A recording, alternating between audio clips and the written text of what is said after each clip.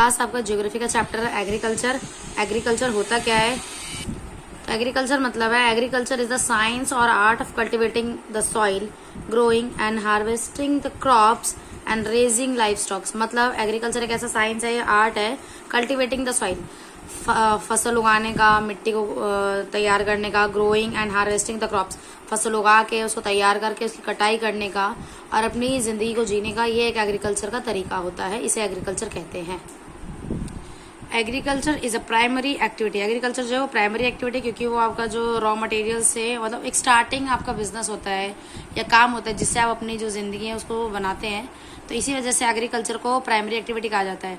तो आपका इसमें जो एक्टिविटीज होते हैं वो 3 टाइप्स के होते हैं, primary, secondary and tertiary. Economic activities इनको कहा जाता है, जिनसे हमारा जो इनकम, ये एक तरीके से हमारा इनकम का सोर्स है।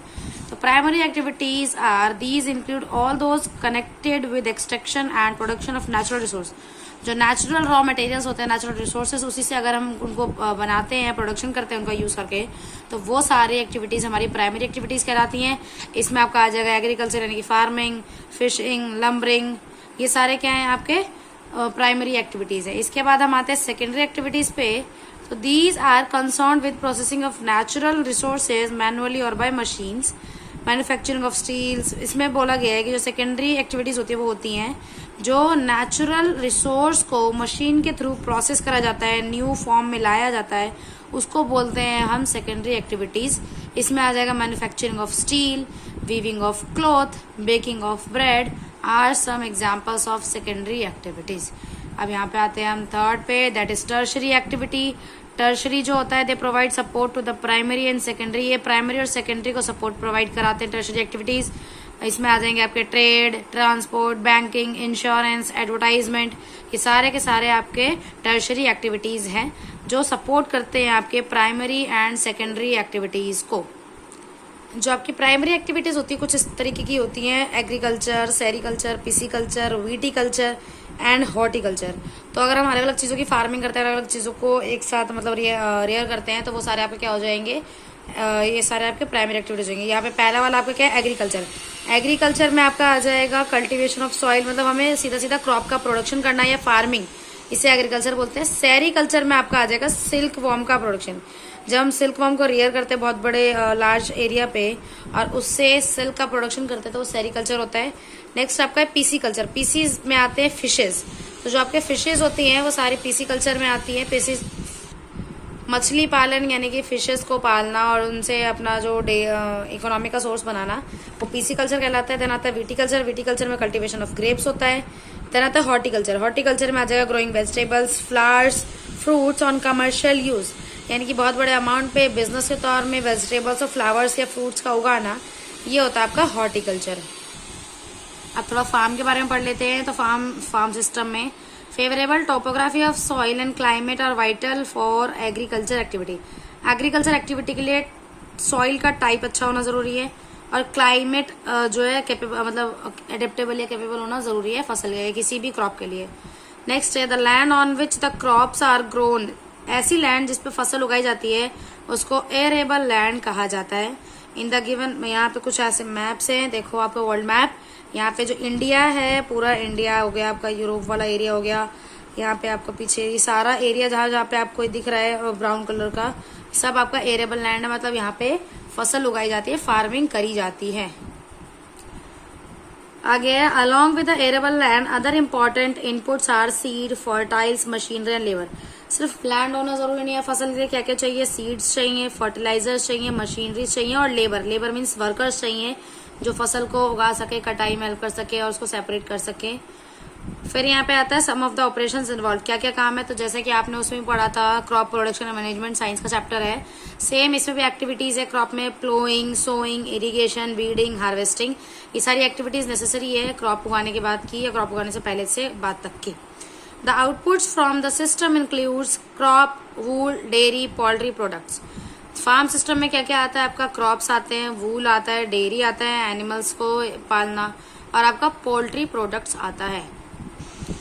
फिर है आपका इंपॉर्टेंस ऑफ एग्रीकल्चर। एग्रीकल्चर की क्या इंपॉर्टेंस है, तो पहला है बेसिक नीड्स। तो agriculture is the most basic form of human activity to provide. ये हमें क्या क्या प्रोवाइड कराता है, फूड, वेजिटेबल, फ्रूट्स और other basic necessities it also produces animal products like milk, wool. जब हम एनिमल्स को पालते हैं तो उनसे हमें क्या क्या मिलता है, मीट मिलता है, मिल्क मिलता है, वूल मिलता है, जिसका हम अलग अलग तरीके से यूज करते हैं। सेकेंड आता है raw material. A large variety of agro-based industries like cotton, jute, sugar mills depend upon agriculture of their raw। तो यहाँ पे बोला गया है कि ये जो कॉटन की फैक्ट्रीज हो गई, जूट की फैक्ट्रीज हो गई, शुगर मिल्स हो गए, ये सब के सब किस पे डिपेंडेंट है? तो प्राइमरी एक्टिविटीज पे डिपेंडेंट है। कॉटन उगेगा तभी कॉटन से धागे बनाए जाएंगे, कपड़ा बनेगा। जूट उगेगा तभी जूट से उनके आगे रस्सी वगैरह तैयार करी जाएगी। शुगर मिल्स डिपेंडेंट है शुगर केन पे, जब गन्ने उगाए जाते हैं उसके बाद ही गन्ने से गुड़ और चीनी निकाली जाती है। तो इसमें यही बोला गया है कि आपका जो कुछ ऐसी इंडस्ट्रीज हैं जो सीधे सीधे किस पे डिपेंड करती हैं, एग्रीकल्चर पे, उनके रॉ मटेरियल से। फिर थर्ड है आपका एम्प्लॉयमेंट है। तो agriculture provides employment to a large number of skilled as well as unskilled workers. तो जो एग्रीकल्चर है वो स्किल यानी कि पढ़े लिखे और अनपढ़ लोगों को भी मतलब एम्प्लॉयमेंट प्रोवाइड कराता है। About 50% of the world's population is engaged in agriculture. हमारे देश की लगभग देश क्या पूरे दुनिया की लगभग 50% जो पॉपुलेशन है वो एग्रीकल्चर में इन्वॉल्व है। However the percentage varies according to the level of development of the country. हर एक कंट्री की जो परसेंटेज है वो अलग अलग है, जरूरी नहीं कि सबका 50% हो, किसी का 10%, किसी का 20%, तो सब वेरी करता है उनके डेवलपमेंट, उनके जो फसल उगा रहे हैं उस पर डिपेंड करता है। Very high percentage of people of underdeveloped countries is engaged in agriculture, whereas in developed countries less percentage of workers are engaged in agriculture। इसमें बोला गया कि ऐसी जगह, ऐसी कंट्री जहाँ पे जो अंडर डेवलप्ड कंट्रीज हैं, जो ज्यादा डेवलप नहीं हुई है, तो वहाँ पे बहुत ज्यादा लोग जो एग्रीकल्चर में इन्वॉल्व है, और ऐसी कंट्रीज जो डेवलप्ड है वहाँ पे बहुत कम लोग हैं, बहुत कम वर्कर्स हैं जो एग्रीकल्चर में इन्वॉल्व है। फिर आपका आता है टाइप्स ऑफ फार्मिंग। तो यहाँ पे जो आपका types of farming main 2 types के हैं, सब्सिस्टेंस एंड कमर्शियल। सब्सिस्टेंस में भी आपको 2 टाइप्स के हैं, इंटेंसिव एंड प्रिमिटिव। प्रिमिटिव के 2 टाइप्स है, shifting cultivation and nomadic herding. आपका जो कमर्शियल है उसमें 2 टाइप्स के हैं, mixed farming and plantation farming. अब थोड़ा जानते हैं सब्सिस्टेंस फार्मिंग के बारे में। सब्सिस्टेंस, तो subsistence agriculture is a type of agriculture in which crops are grown or consumed by the farmer and his family।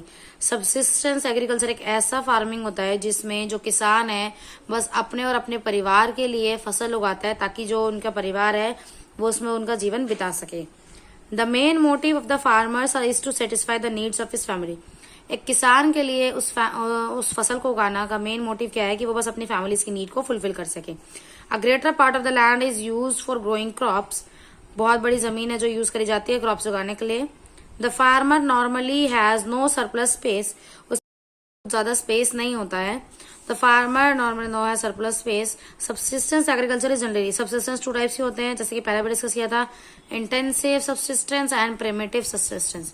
पहले जानते हैं इंटेंसिव के बारे में। तो under the intensive agriculture high yield is obtained by applying higher and modern inputs like fertilisers, pesticides, high yielding varieties of seeds etc. crops are grown on small land holding। छोटी जगहों पर भी हम ज्यादा अमाउंट में फसल को उगा सकते हैं और अच्छी फसल उगा सकते हैं कम समय में। कैसे? अच्छी क्वालिटी के सीड्स का यूज करना, फर्टिलाइजर्स का यूज करना, पेस्टिसाइड्स का यूज करना, जिससे क्या होगी फसल की जो बढ़ोतरी है वो बहुत ज्यादा होगी। अगला है per hectare production is more but total production is less. उसमें क्या होता है एक पर हेक्टर, मतलब ये पूरा आपका ग्राउंड है तो इसमें छोटे छोटे में बहुत ज्यादा उगा पा रहे हैं, लेकिन टोटल अगर देखें तो वो कम होता है। This type of agriculture is practised in the region in which large number of days with sunshine and fertile soil and other modern inputs permit of growing more than 1 crop annually on the same plot.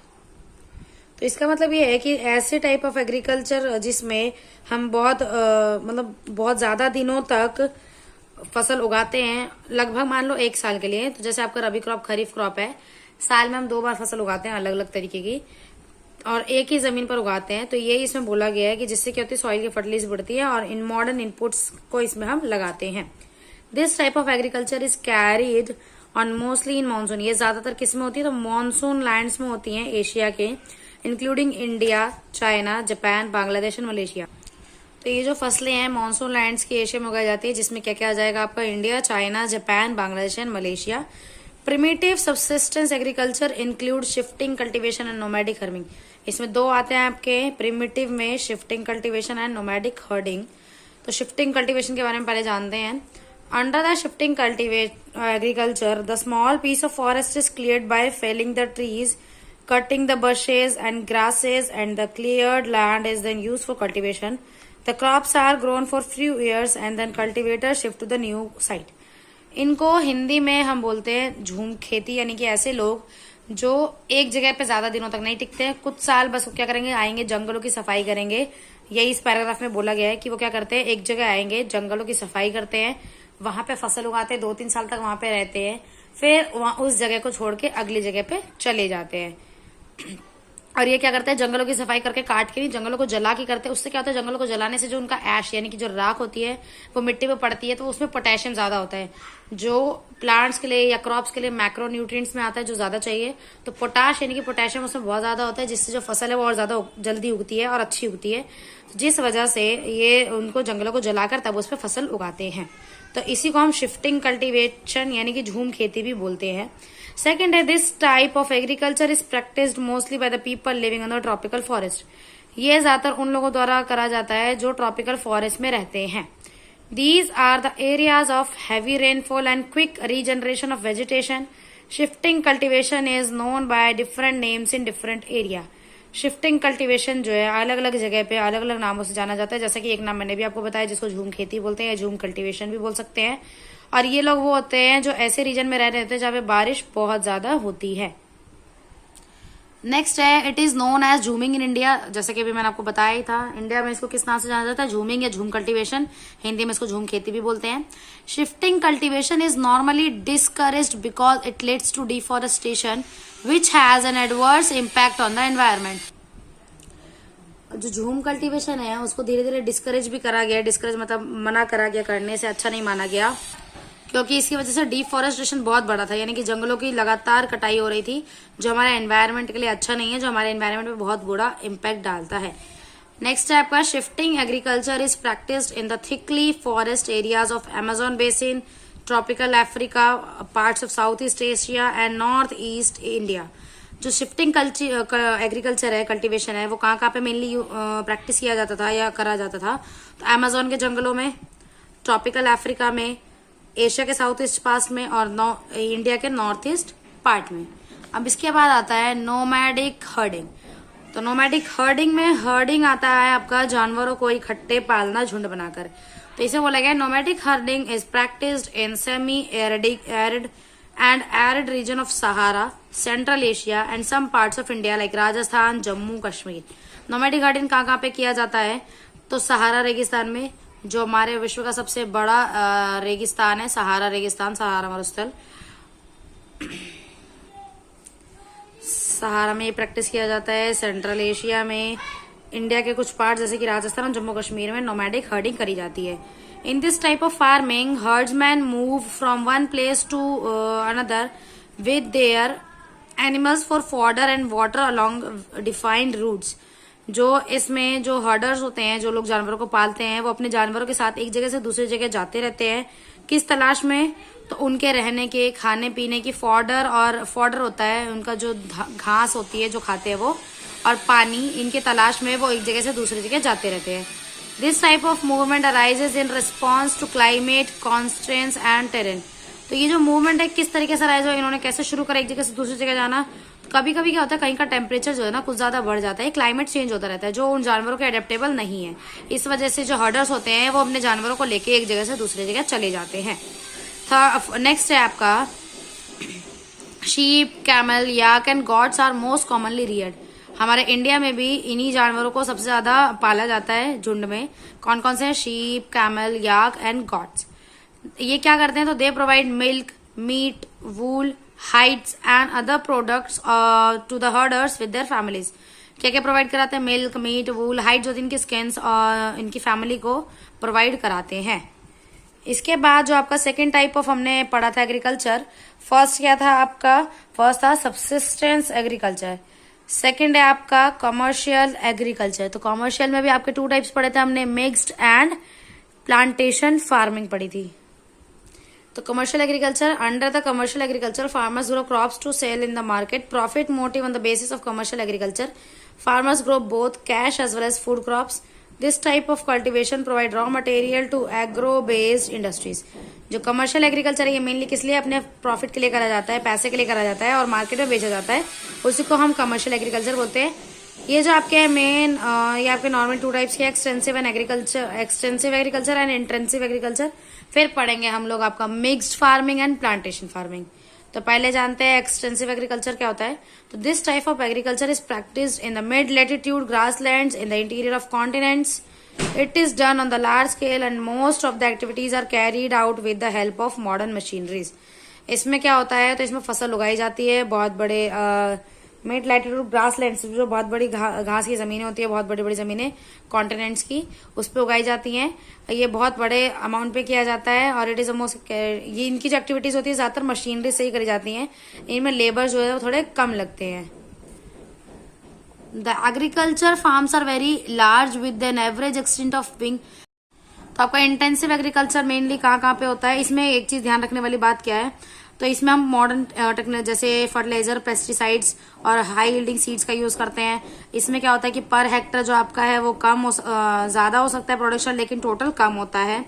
और साथ के साथ ये कहाँ कहाँ पे होता है, तो इंडिया, चाइना, जापान, बांग्लादेश और मलेशिया जैसी जगहों पे उगाया जाता है।